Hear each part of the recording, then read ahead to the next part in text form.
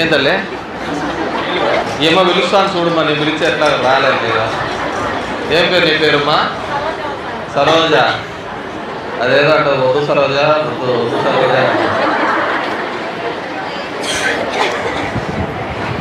ఒక హాస్పిటల్ అది మా ఫ్రెండ్ ఒకడు ఉంటూ ఉండే, వాని ఊరి మీద చాలా ఇష్టం. ఊరి మీద ఇష్టం అనే ఉద్దేశంతో ఆ ఊర్లో ఒక హాస్పిటల్ పెట్టి రోజు వచ్చే పేదవాళ్ళకు సంబంధించి ఒక 100 మందో 150,000 అందించాలని అతని బాబా 1,00,000-1,50,000 ఖర్చు అమెరికాలో ఉంటాడు.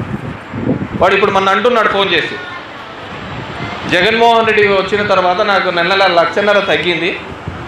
ఎందుకంటే మా ఊర్లలో కూడా హాస్పిటళ్ళు వచ్చినాయి, 24/7 అక్కడ ఒక నర్సు ఉండి అక్కడ ఉండే వాళ్ళకి మంచి చెడులు చూసుకోవడానికి వస్తుంది.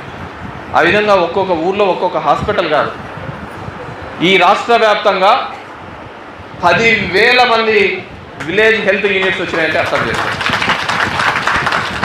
10,000 దగ్గర 50,000 మందికి కేవలం మెడికల్ రంగంలోనే ఉద్యోగాలు ఇప్పించడం జరిగింది.